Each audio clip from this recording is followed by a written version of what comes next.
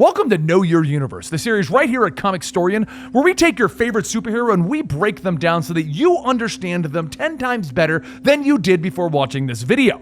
The idea is that you can go into a trivia night and know all of the superheroes of your favorite comic line. And we here at Comicstorian have helped educate you on that, because trivia nights are awesome. Today we're going to be covering Winter Soldier, one of my favorite Marvel superheroes. Created by Jack Kirby and Joe Simon, Bucky Barnes first appeared alongside Captain America in Captain America #1, published in 1941 by Timely Comics, now known as Marvel Comics. As Captain America's teenage sidekick, Bucky shared the spotlight with Captain America, appearing in almost every issue of the Captain America comic book until the series ended in 1950. The duo would also star in the first Timely Comics superhero team-up, the All-Winners Squad. That's an all-winners name right there. At the time, Bucky was popular enough to also be featured as the leader of an all-kid team, the Young Allies. They would travel across the war-torn world fighting various enemies for the freedoms of all of mankind. I mean, when I was a kid, I remember my mom giving me that option. Ben, do you want to learn how to play the piano or become a teenage superhero traveling the world for the freedoms of all of the world? Benny's childhood was a bit weird. Born James Buchanan Barnes, Bucky grew up an army brat. After his father was killed in a training accident, Bucky was unofficially adopted as the camp mascot because it was the 40s and you could do that. Bucky quickly became a fan of the new superhero named Captain America, reading about his adventures throughout the war, while at the same time befriending the extremely clumsy Private Stephen Rogers. He wouldn't put the two together until one night in 1940 when Bucky walked in on his friend changing into his superhero uniform. And of course, he insisted on joining him as his sidekick. Bucky was officially assigned as his partner, and Captain America having a teenage sidekick was justified by the military in that it would rally the youth of America behind the war effort. Because that's what everyone in America wants to see, a teenage superhero that could potentially die at the hands of the Nazis. We want to rally behind him. The pair would go on to fight the Nazi war machine throughout the world, and their adventures would not end with the closing of the war. However, like most superhero comics in the 50s, sales began to slump, and Captain America and Bucky's adventures ended in 1954. Comic companies love retconning plot lines though, and this was no different back in the 60s. After the success of DC Comics' Justice League of America, Timely Comics decided to start their own superhero team known as the Avengers. You may have heard of them. In issue 4, published in 1964, the team would find Captain America frozen in a block of ice, but without Bucky. It was then that readers learned the true fate of the fighting duo. In 1945, the closing days of World War II, Captain America and Bucky were dispatched to stop Baron Zemo, one of their longtime foes, from launching an experimental drone plane that had been armed with explosives. Reaching the plane as it was taking off, the two of them climbed aboard, determined to save the day. Trying their best to defuse the bomb, Bucky is unsuccessful and the device explodes, while Captain America is hurled into the freezing waters of the northern Atlantic, where he's frozen and found years later. Bucky is believed to have been killed in action, with his body never found. Over the decades, Bucky's death was noted as being one of the few deaths that actually stuck in comics.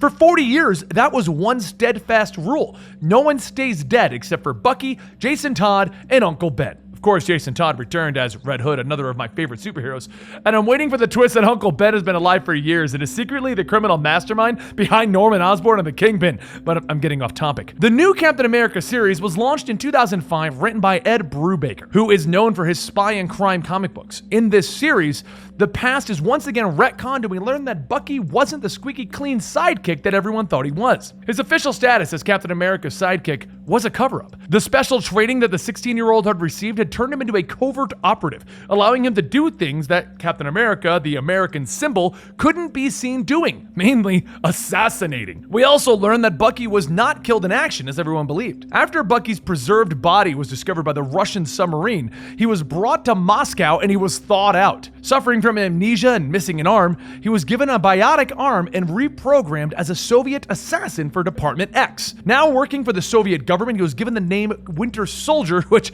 let's be honest, just sounds cool. And as the Winter Soldier, Bucky carries out covert assassination missions for the USSR, becoming more ruthless as time goes on. When not assigned a target, the Winter Soldier is kept in a cryogenic stasis, allowing him to age very slowly. And he's also secretly appearing throughout Marvel's history. During these long years, he would have a romantic relationship with Black Widow, and he also aided Logan's escape from the Weapon X facility. In the present day, Winter Soldier appears to kill Red Skull. Under the orders from the Russian general, he launches a terrorist terrorist attack against Philadelphia, killing hundreds and charging the cosmic cube that he had been sent to retrieve. Captain America tracks down and confronts the Winter Soldier, now realizing that it is in fact his former friend and sidekick. And no, folks, this is not a soap opera, even though it sounds like it could be. Using the cosmic cube, Bucky regains his lost memories, and he's torn by the guilt of all the horrible things that he has done over the decades. Then crushing the cosmic cube, he's teleported away. He would not stay away for long though, quickly reappearing to help Captain America fend off a terrorist attack in London. Afterwards, he would seek employment by Nick Fury and S.H.I.E.L.D., and following the events of Civil War, Bucky planned to break Steve Rogers out of jail, but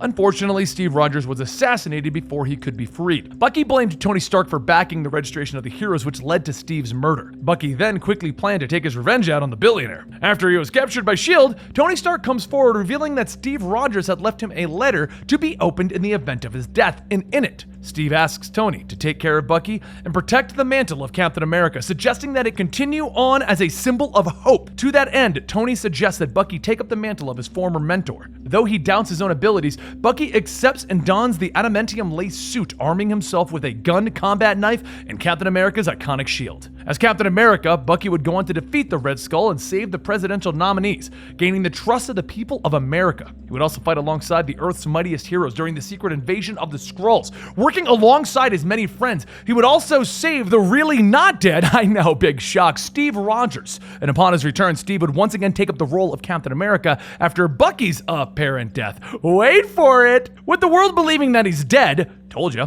Bucky once again continues to freely work covertly as the Winter Soldier, working alongside Black Widow. He hunts down Soviet sleeper agents trained by the Winter Soldier, with only Rogers and Nick Fury aware of his actions. He would once again come out of hiding to work with his fellow heroes during the original Sin event, helping the investigation into Utah, the Watcher's death. And after going into space and learning the secret that Nick Fury had been defending Earth from the extraterrestrial threats for decades, Bucky would return to Earth and go on to become Nick Fury's replacement, the Man on the Wall. Taking up the role of Earth's ruthless guardian, Fury then became the replacement Watcher. Winter Soldier would then prove to be indispensable during the Secret Empire storyline, with Hawkeye leading the resistance against Hydra's forces. Bucky, working alongside Sam Wilson and Scott Lang, had their own plan to get the real Steve Rogers back. After Hydra Steve was equipped with an Iron Man suit that holds 90% of the Cosmic Cube's shards, he alters reality into Hydra's image and erases the world's heroes using the last of the shards in the Cosmic Cube. Bucky and the others protect themselves and restore reality to bring back the real Steve Rogers.